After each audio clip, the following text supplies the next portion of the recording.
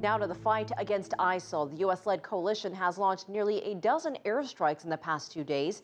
The Pentagon says air raids in Iraq destroyed 2 ISIL checkpoints, several buildings, and artillery in Fallujah, Ramadi, and the Sinjar Mountain. The coalition also pounded ISIL targets in Syria. Half of the strikes reportedly targeted the besieged town of Kobani and destroyed a number of ISIL gun trucks and artillery pieces there.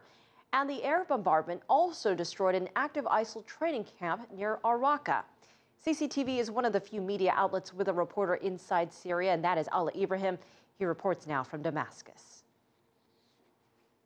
Important day for the fighting in Syria. New air raids by the coalition, mainly 5 air raids this afternoon. Damascus timing has caused the destruction of various and many vehicles used by ISIL, according to local sources there. Also, we should mention that more fighters from other factions of the Kurdish militias have arrived to the city of Kobani, which is also known as Alaa, to join in the fight against ISIL in an effort to stop the advance of ISIL there. With a Kurdish militia leader, and he told us that the situation is much better than many would think about Kobani.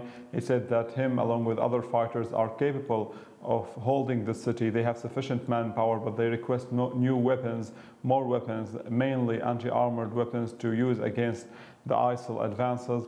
He had very negative comments about Turkey. He said the Turkish statement, in reference to the statement of the Turkish president, that the fall of Kobani in the hands of ISIL is only a matter of time. He said that this is merely wishful thinking on the Turkish part. As you all know, Turkey and the Kurdish militias have a long history of hostility between them.